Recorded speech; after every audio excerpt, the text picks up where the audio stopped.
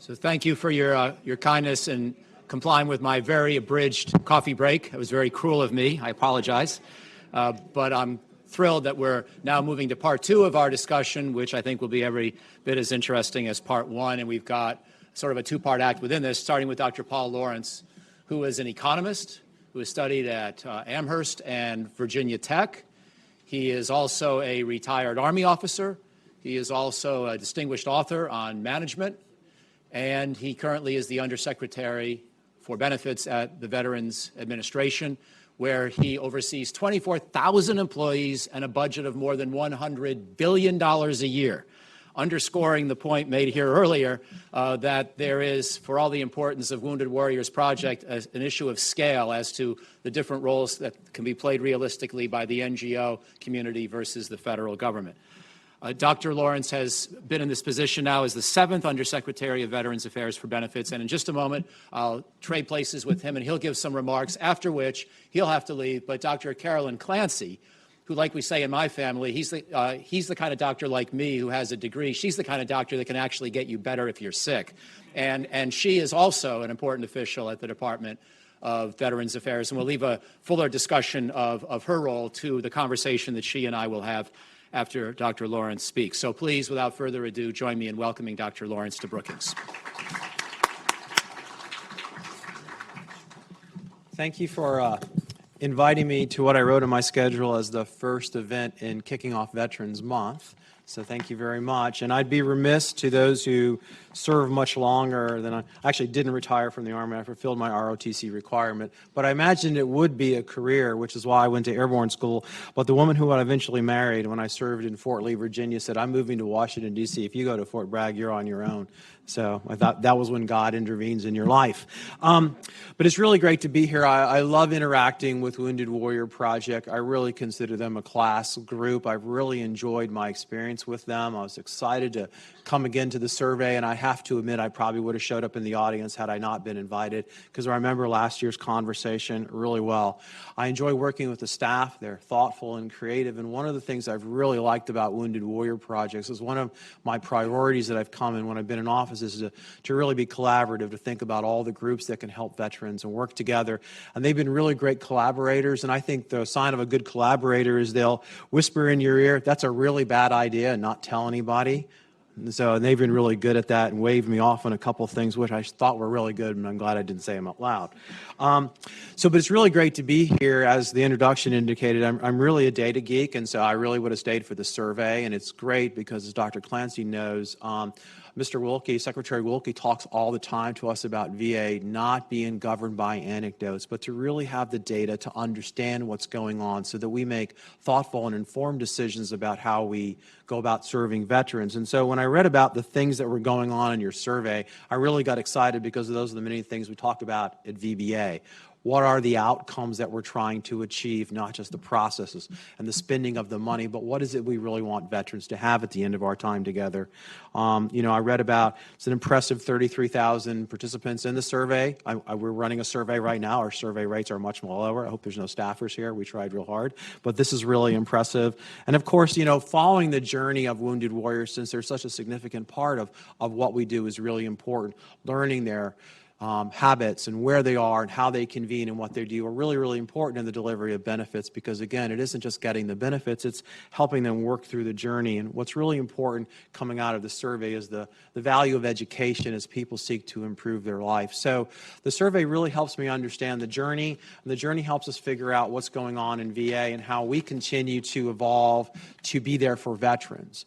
And why this is so important is we continue to think about evolution and transformation at VA.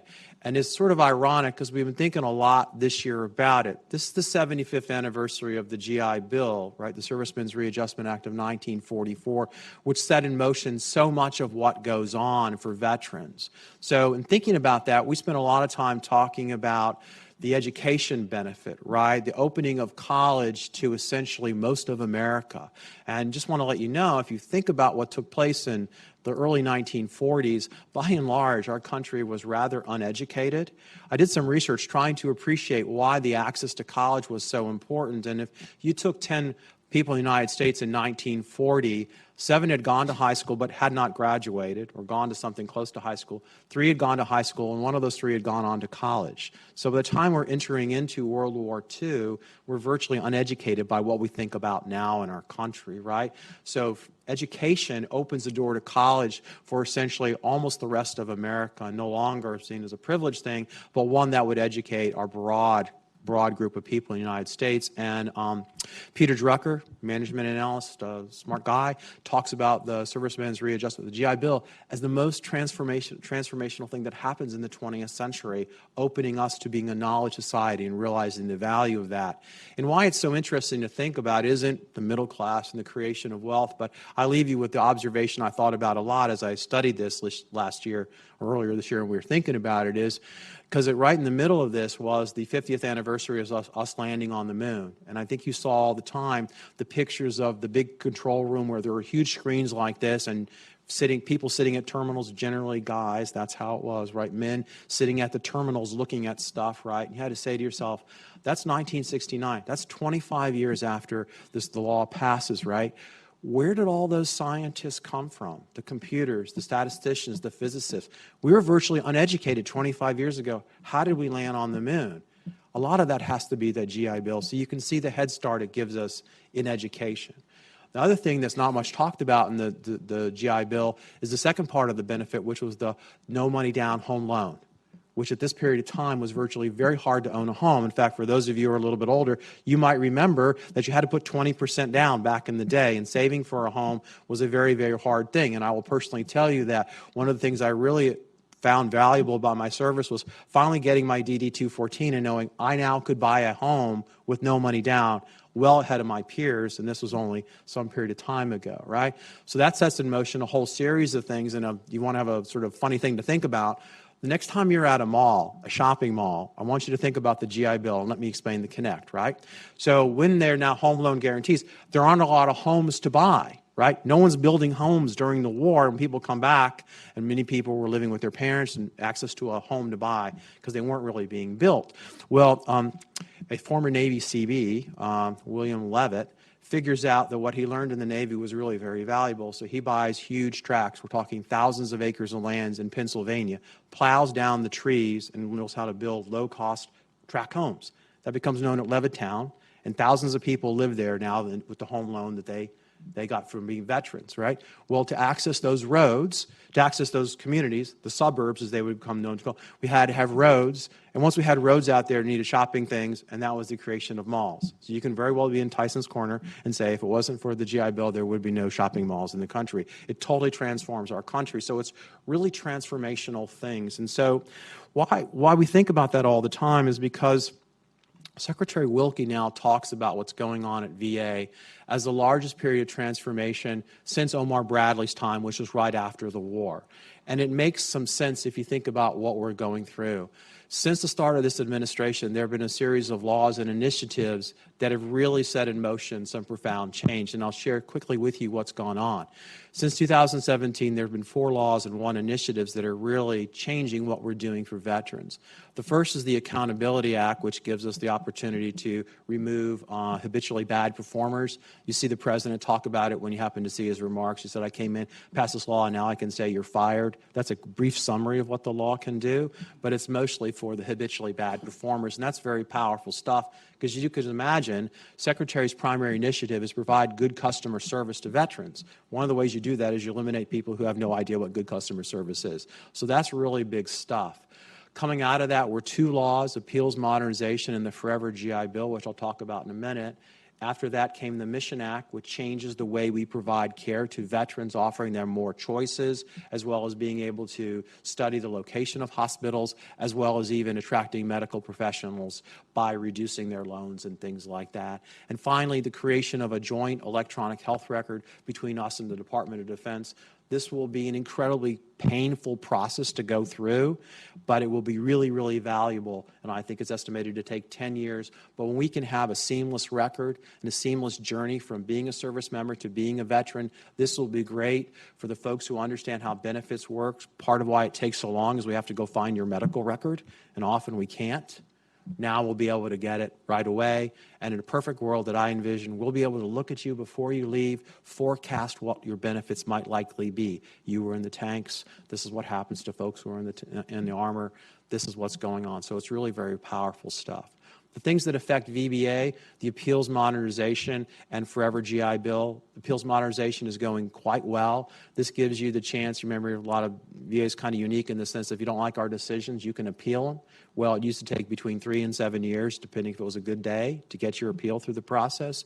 Now with appeals modernization, there are lanes you can go through to get your decision resolved quicker. That's what you choose. In the VBA, we process 2 of those lanes. Those are going well under the 125 days we're required by law to do. And the Forever GI Bill, again, the continued expansion of the education part of the GI Bill, passed in 2017, rolled out in little piece parts over time. We're about ready to implement the last part of that on December 1st when we deal with the housing allowance. But it created things like high-tech apprenticeships called vet tech, more education if you get involved in STEM, really interesting things for our veterans as their educational experience changes. So this transformation that Secretary Wilkie talks about is really very powerful, backed up, of course, by tremendous support from Congress. Secretary sort of politely points out to the cabinet, I think he tells us that we continue to get budget increases, and the VA now has its largest budget in the history from wherever, as we support veterans in the way that folks want to have us do. So I guess I would point out that we depend a lot on partners like Wounded Warrior Project, not only for the good advice, but for being there when we do think about stuff. But we also, like Wounded Warrior Project, I think they are good, very good at holding themselves accountable. We donate money. What do you do? How are you helping the veteran experience? At VBA, we conduct a quarterly webinar or webcast about the results. I'll do that tomorrow if you're interested. JP at the back of the room will leave you a card with the website where we talk about the results of our business lines. In many ways, I think about VBA as a financial institution within government, right? We do loans, we do insurance, we process claims and the like. And it's fair to think about how are you doing with that? How are you processing? How are you running the program? So tomorrow at 2 o'clock, I'll give a quarterly as well as the end of the year report on how we're doing. And just to give you a spoiler alert, we had a really good year. We met or exceeded all our targets. Those are imposed by us, but also some oversight from Congress as well. So that's what we'll talk about. And quite frankly, and maybe at Brookings, you guys can tell me the answer to this. The results are so good, I'm raising the targets because I think we're better than what we can do. So veterans will get more from us in 2020 than they got in FY19. And that's on our own volition because, quite frankly, the team is so good and we know we can do more. In fact, we've gotten so jazzed up about that after being in office for just over a year or so, we realized a lot of the problems and the headwinds that have caused us problems no longer exist. Some of the internal things we had to work through as well as some of the statutory things that we were able to overcome.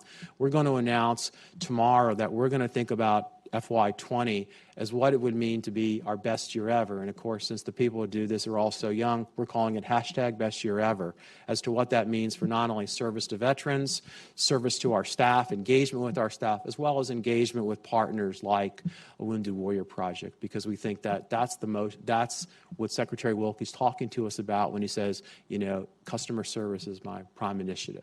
So that's a quick overview of what's going on. Oh, just one last thing. So December 1st is the implementation, the final part of the GI Bill. That's a promise we made last year when we had to reset because of some technology problems. And January 1st, we'll begin adjudicating claims for Blue Water Navy. It's a law President signed into effect on June 25th.